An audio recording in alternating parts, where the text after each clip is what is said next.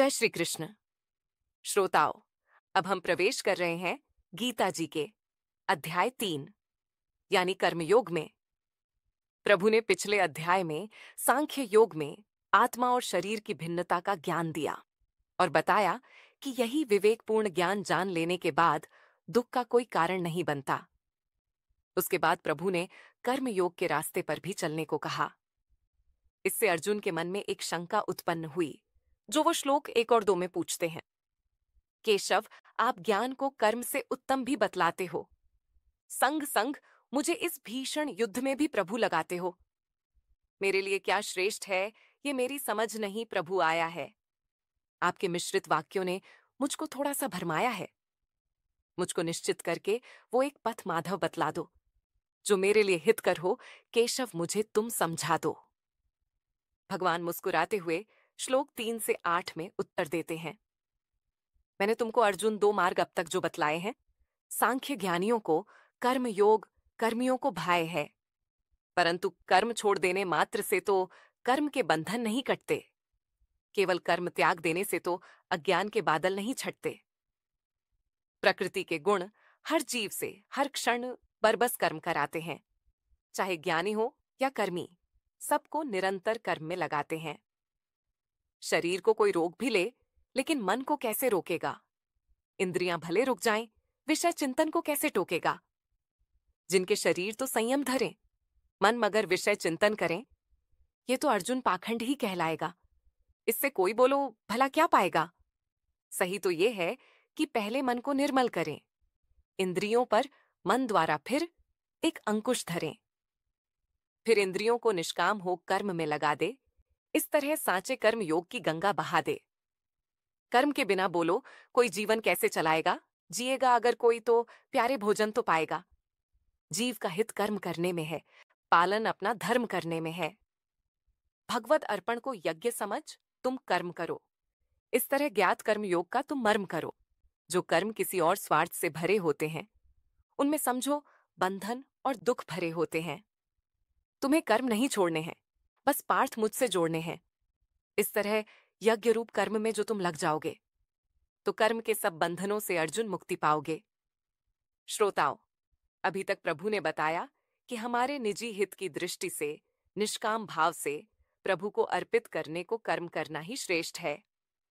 अब सोचो, जब हम अपना कर्म करेंगे, तब हमारे कर्म से दूसरों का पोषण होगा और दूसरे लोगों के कर्मों और प्रकृति से हमारा पोषण होगा। इस प्रकार कर्म करने से हम सृष्टि चक्र को चलाने में भी सहायक बनते हैं। अब श्लोक 10 से 16 में प्रभु इसी बात की ओर इशारा करते हैं। जब हम स्वधर्म के पालन का संकल्प उठाते हैं, तब हम सृष्टि चक्र में अर्जुन अपना हाथ बटाते हैं।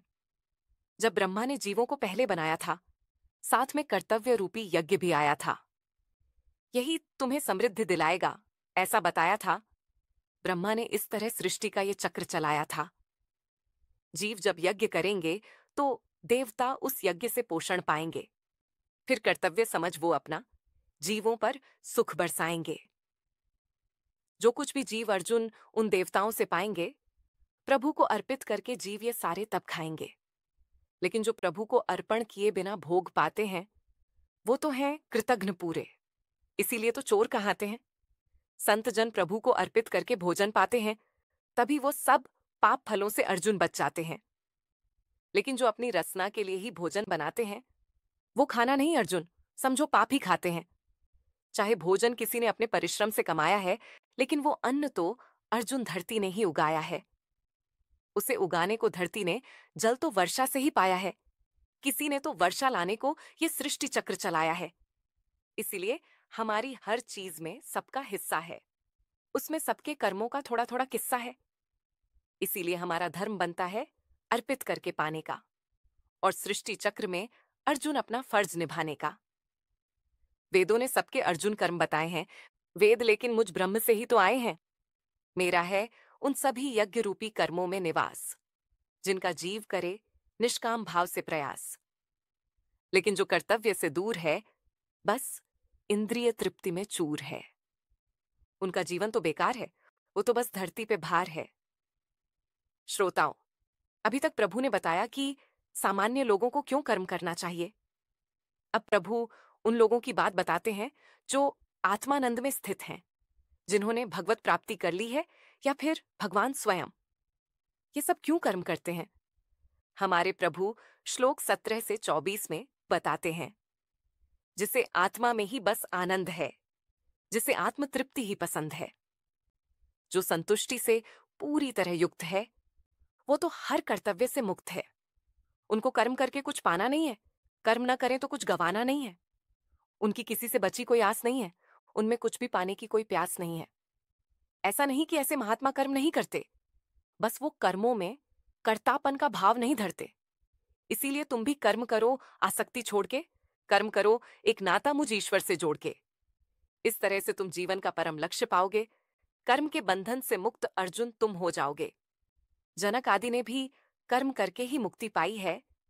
लोक कल्याणार्थ भी तो कर्म करने में भलाई है, क्योंकि श्रेष्ठ पुरुष जो आचरण करते हैं, सामान्य उनका ही तो अनुकरण करते हैं। मेरे लिए तीनों लोक में कोई कर्तव्य नहीं शेष, फिर भी मैं निरंतर कर्म करूं बिन राग और द्वेष। मुझे इस जग में अर्जुन कुछ भी नहीं पाना है, फिर भी कर्म करके जग को मार्ग दिखाना है। अगर ईश्वर ही कर्म करने में ना सावधानी करेगा, तो जग भी उसी तरह कर्म में आनाकानी करेगा। तो मैं इस संसार के पतन का कारण हो जाऊंगा, फिर धर्म संस्थापन बोलो पार्थ मैं कैसे कर पाऊंगा? श्रोताओं, प्रभु ने बता दिया ज्ञानी को कैसे कर्म करना चाहिए, परंतु अब जग कल्याण की दृष्टि से ज्ञानी उन लोगों को क्या कहे जो आसक्त होकर कर्म करते हैं? क्या वो उन्हें उनके आसक्त कर्मों से हटा दे? अब प्रभु श्लोक 25 से 29 में इसी विषय को स्पष्ट करते हैं। अज्ञानी जो कर्म करते हैं आसक्त होकर, ज्ञानी वही कर्म करे पर निरासक्त होकर। इससे अज्ञानी को भी ये कला आ जाएगी, ज्ञानी को देखकर निरासक्ति सी छा जाएगी। ज्ञानी को कभी भी अज्ञानियों को भरमाना नहीं है, कर्म से उन्हें किसी हाल भी अर्जुन हटाना नहीं है, बल्कि खुद कर्म करके उन्हें भी कर्म में लगाना है। इस प्रकार सृष्टि चक्र चलाने में अपना हाथ बटाना है।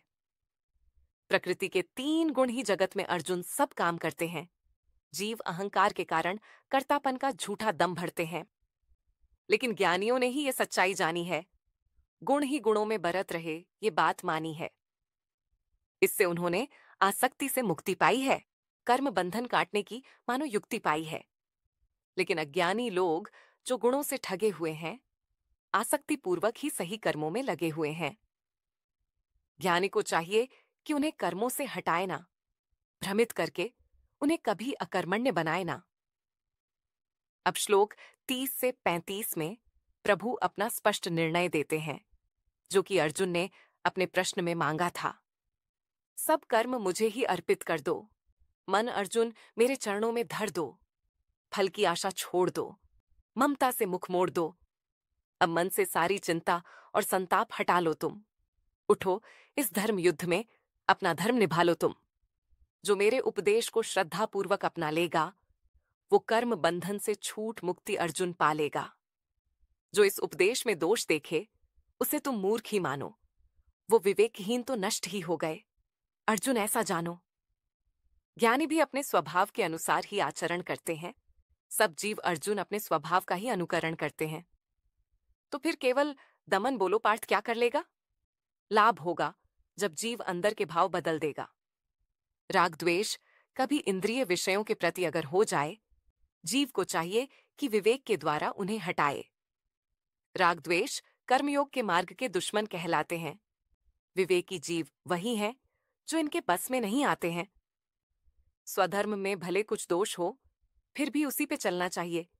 दूसरे की नकल है खतरनाक, उससे अर्जुन बचना चाहिए। अपने धर्म में मरना भी कल्याण का दरवाजा पार्थ खोल जाता है, और जाते जाते जीव कर्म योग का अमृत जग में खोल जाता है।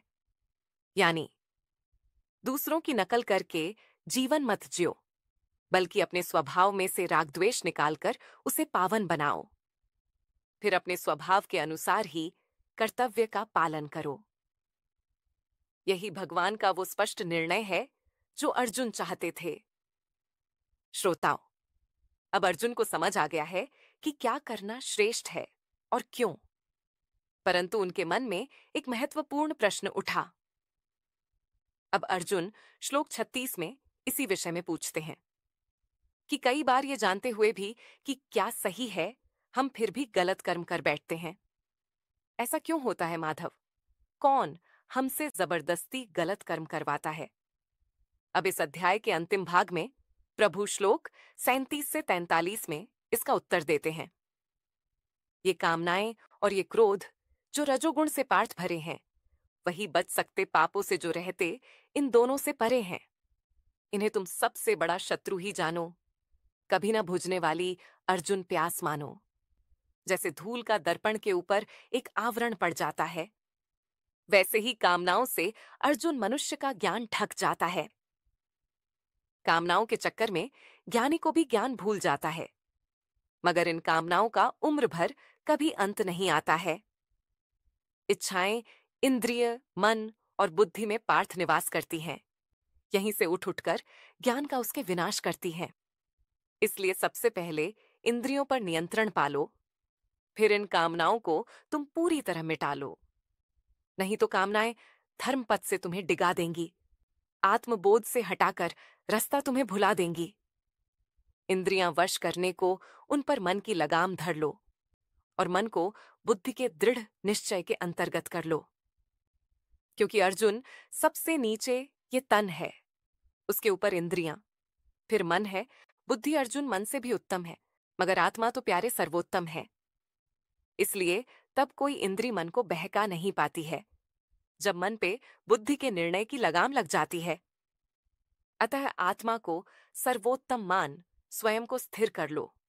काम को हराकर कर्मयोग में खुद को तुम दृढ़ कर लो। श्रोताओ, इस प्रकार इस अध्याय में प्रभु ने बताया कि श्रद्धा पूर्वक प्रभु को अर्पित कर हर कर्म यज्ञ की आहुतियों की तरह करना ही सबसे बढ़िया विकल्प है। जब हम अपने अंदर के दोष दूर कर लेते हैं तो निष्काम कर्म योग सहज हो जाता है। तो यह था गीता जी का तीसरा अध्याय, कर्म योग। अगले अध्याय में हमारे प्रभु इस यात्रा को और आगे बढ़ाएंगे। तब तक के लिए जय श्री कृष्ण।